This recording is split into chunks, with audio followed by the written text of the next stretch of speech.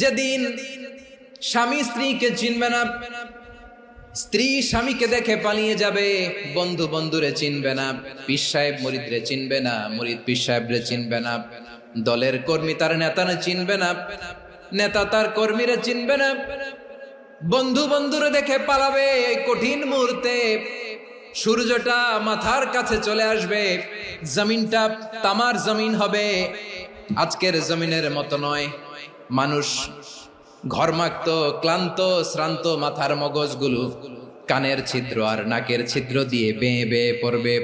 বিশ্বনবী ফরমান, কিয়ামতের ওই কঠিন ময়দানে 7 শ্রেণীর ব্যক্তিকে রব্বুল আলামিন তার আরশের নিচে ছায়া দিবেন। তার মধ্যে প্রথম শ্রেণীর ব্যক্তি হলো ইমামুন আদিল, যে ইনসাফের সাথে বিচার করে, যে জাস্টিস সমাজে সার্ভ করে, যে সুশাসন নিশ্চিত করে, ওই ইমামুন আদিল। আদিল শব্দটা বুঝছেন না? ইন্নাল্লাহা ইয়া'মুরু বিল আদল, পাইছেন? আদিল। 7 শ্রেণীর ব্যক্তিকে আল্লাহ তাআলা সুশীতল আরশের নিচে ছায়া দিবেন, যেদিন তার দেয়া ছায়া ছাড়া কোনো ছায়া থাকবে না। এর প্রথম হচ্ছে ইমামুন আদিল, ন্যায়পরায়ণ শাসক। চিল্লায় বলেন সুবহানাল্লাহ। আবার বিশ্বনবী বললেন, ইন্নাল মুকসিতিনা ইনদাল্লাহি আলা মানাবিরা মিন নূর আন ইয়ামিনির রহমান। কিয়ামতের দিন যারা ন্যায় পরায়ণ হিসেবে আল্লাহর সামনে দাঁড়াবে, কিয়ামতের দিন রব্বুল আলামিন তার আরশের ডান দিকে ওই ন্যায় পরায়ণ লোকদের জন্য আরশের ডান দিকে একটা নূরের মিম্বারে তাদেরকে বসার সুযোগ করে দিবে। আল্লাহর আরশের ডান দিকে ন্যায় পরায়ণ লোকদের জন্য আল্লাহ তাআলা নূরের মিম্বার বানাবে। 4টে কেন কথা মনে করেছেন? আল আদাল, জাস্টিস। ইন্নাল্লাহা ইয়া'মুরু বিল আদল। আল্লাহ তাআলা এই আদালতের নির্দেশনা দেন, সুবিচার, সুশাসন। প্রিয় ভাইয়েরা, এটা আমরা বাংলাদেশে চাই কি চাই না? এই যে অরাজকতা, এই যে অন্যায়, এই যে জুলুম, এই যে ইনকনসিস্টেন্সি সমাজের অসঙ্গতির প্রধান কারণ জাস্টিস নাই, সুবিচার নাই, সুশাসন নাই। শেষবারের মতো আওয়াজ করে বলেন তো, আমরা বাংলাদেশে আদল চাই কি চাই না? তাহলে প্রথম নির্দেশনা শেষ। আল্লাহ তাআলা তোমাদেরকে আদলের আদেশ দেন। এরপরে আল্লাহ বললেন, আমি তোমাদেরকে ইহসানের আদেশ দেই। ইন্নাল্লাহা ইয়া'মুরু বিল আদলি ওয়াল ইহসান। আমি তোমাদেরকে যেমনি আদলের নির্দেশনা দেই, তেমনি ভাবে তোমাদেরকে ইহসানের নির্দেশনা দেই। ইহসান, আওয়াজ করে সবাই বলেন তো ইহসান। ইহসান মানে হওয়া, অনুগ্রহশীল হওয়া, একে অপরের প্রতি দয়াদ্র হওয়া। একে অপরের প্রতি দয়াদ্র, অনুগ্রহশীল হওয়া ছাড়া মানবিক সমাজ কশিনকালেও গঠন করা সম্ভব না। প্রিয় ভাইয়েরা, সুন্দর আচরণ দিয়ে, ইহসান দিয়ে যা জয় করা যায়, নরম আচরণ দিয়ে যেটা অর্জন করা যায়, কঠোরতা দিয়ে সেটা পারা যায় না। বিষ্ণু ঈসা ইসলাম ইহসান দিয়ে, কোমল আচরণ দিয়ে, তার অনুগ্রহ দিয়ে তিনি অনেক কাফিরের হৃদয়কে জয় করে ফেলেছেন। সাইয়েদনা সুমামা ইবনে উসাল রাদিয়াল্লাহু তাআলা আনহুর কথা মনে পড়ে যায়। তিনি ছিলেন ইয়ামামার বাদশা। মদিনাতে বিশ্বনবীকে হত্যা করার নিয়তে এসেছিলেন। গোপনে গোপনে বিশ্বনবীকে হত্যা করে আবার ইয়ামামাতে তিনি ফিরে যাবেন। কিন্তু কি অবাক করা কাণ্ড, হত্যা করতে পারে নাই, সাহাবাদের হাতে তিনি ধরা পড়ে গেলেন। সাইয়েদনা সুমামা ইবনে উসাল রাদিয়াল্লাহু তাআলা আনহু হত্যার নিয়তে আসলেন, কিন্তু হত্যা করতে পারলেন না। সাহাবারা ওনাকে ধরে ফেললেন, ধরে মসজিদে নববীর পিলারের মধ্যে বেঁধে রাখলেন। সুমামা ইবনে উসাল, সিরাত থেকে শুনে, সিরাত থেকে শোনাচ্ছি, রাদিয়াল্লাহু তাআলা আনহু ইয়ামামার অধিপতি ছিলেন। বিশ্বনবীকে হত্যার জন্য আসছেন, ধরা পড়ে গেছেন, এখন মসজিদে নববীতে বেঁধে রাখছে, তার মানে বন্দী। এখন স্ট্যাটাস কি? বন্দী, ক্যাপটিভ।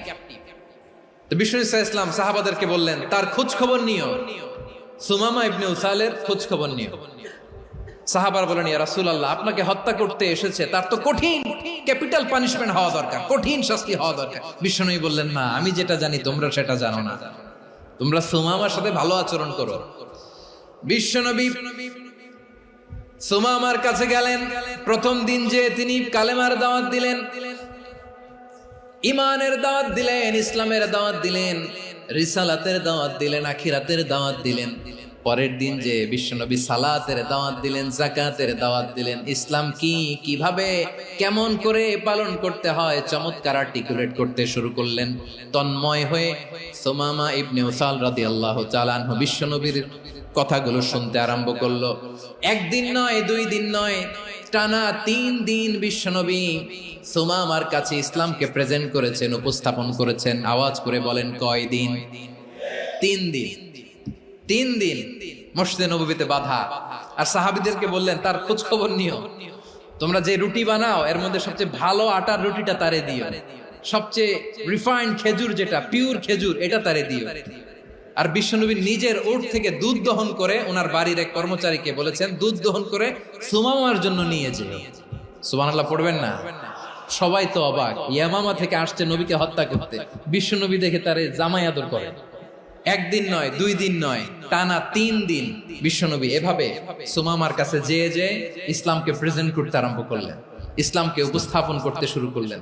আর তাকে চমৎকার এন্টারটেইনমেন্ট, আপ্যায়ন দিতে আরম্ভ করলেন। টানা 3 দিন যখন ইসলামের দ্য বিউটিজ অফ ইসলাম, ইসলামের সুমহান বাণী, সৌন্দর্য তার কাছে উপস্থাপন শেষ, তাকে আপ্যায়ন শেষ, বিশ্বনবী বললেন সাহাবাদেরকে, যাও এবার সুমামার হাতের পায়ের রশি দুটো খুলে দাও। সাহাবারা তর্ক জুড়ে দিলেন, লা ইয়া রাসূলুল্লাহ, এমনটা করবেন না, তো ভয়ঙ্কর ভয়ঙ্কর খুনি, কি জানি কি হয়ে যায়। বিশ্বনবী বললেন, না, তার হাতে পায়ের রশিগুলো খুলে দাও। সাহাবারা বিশ্বনবীর কথা মতো তার হাতে পায়ের রশিগুলো খুলে দিল। সুমামা মুহূর্তের মধ্যে মসজিদে নববী থেকে বের হয়, ইয়ামামায় ফিরে না যে মসজিদে নববীর পাশে একটা খেজুর বাগান ছিল, সেখানে চলে গেলেন। সেখানে একটা ছোট্ট কুয়া ছিল, কুয়ার পানি দিয়ে তিনি গোসল করলেন। সুবহানাল্লাহ পড়েন। কুয়ার পানি দিয়ে গোসল করে মসজিদে নববীর সামনে এসে বিশ্বনবী এবং সাহাবাদের সামনে দাঁড়িয়ে সাব্বাবা উঁচু করে বললেন, আশহাদু আল্লা ইলাহা ইল্লাল্লাহ ওয়া আশহাদু আন্না মুহাম্মাদান আবদুহু ওয়া রাসূলুহু। আমি সাক্ষ্য দিচ্ছি আল্লাহ ছাড়া কোনো ইলাহ নাই, আর মুহাম্মদ আল্লাহ তাআলার প্রেরিত বান্দা এবং রাসূল। প্রিয় ভাইয়েরা, ইহসান দিয়ে যা জয় করা যায়, কঠোরতা দিয়ে সেটা কঠিনকালেও জয় করা যায় না। আওয়াজ করে বলেন, ঠিক কি না?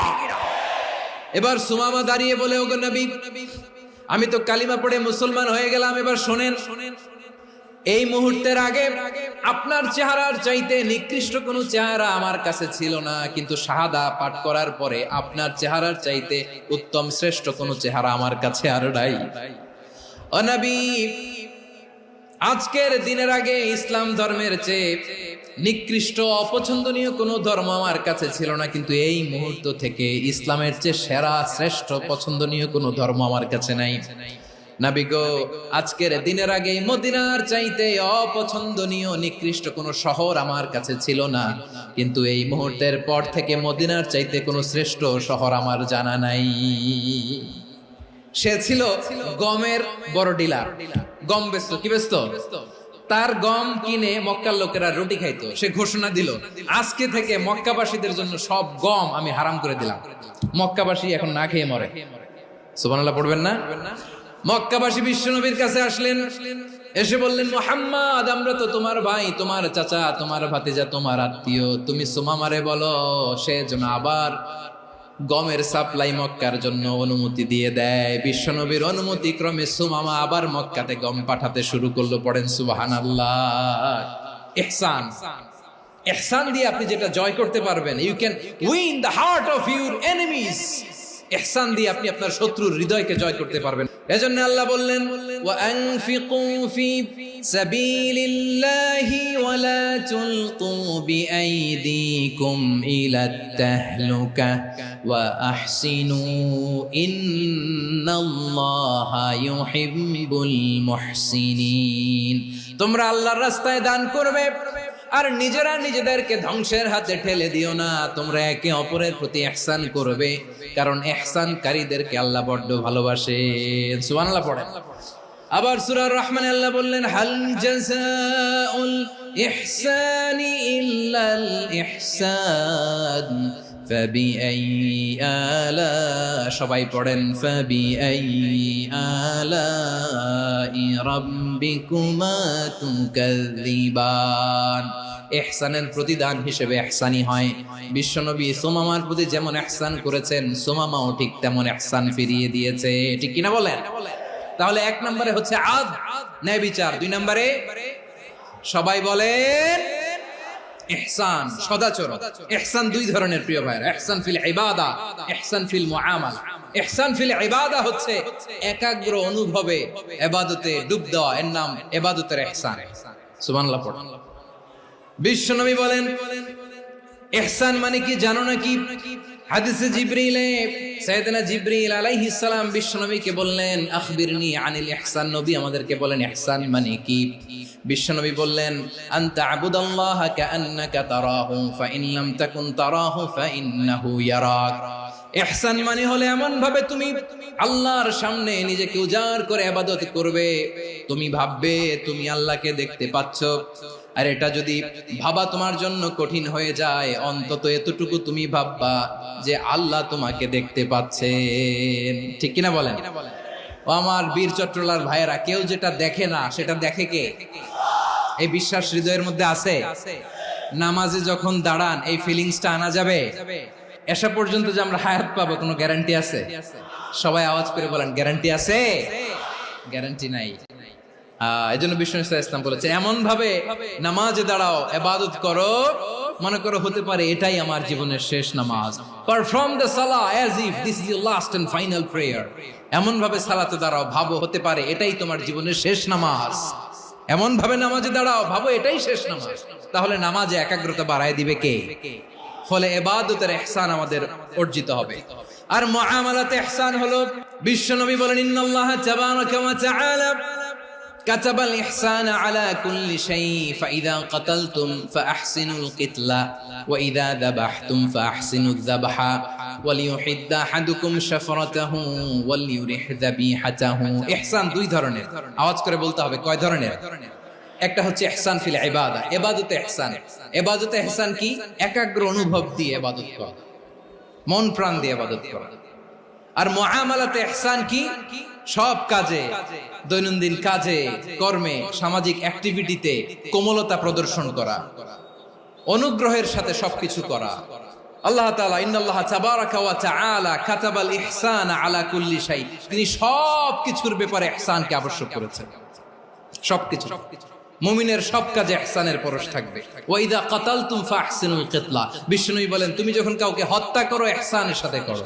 সুবহানাল্লাহ পড়বেন না? যখন হত্যা করো তখনও ইহসানের সাথে। আচ্ছা হত্যা করবো আবার ইহসান আসবে করতে করে তো মেরেই ফেলবো আমি।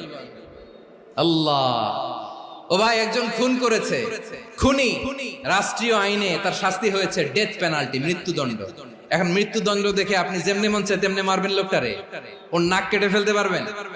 ওর কান কাটতে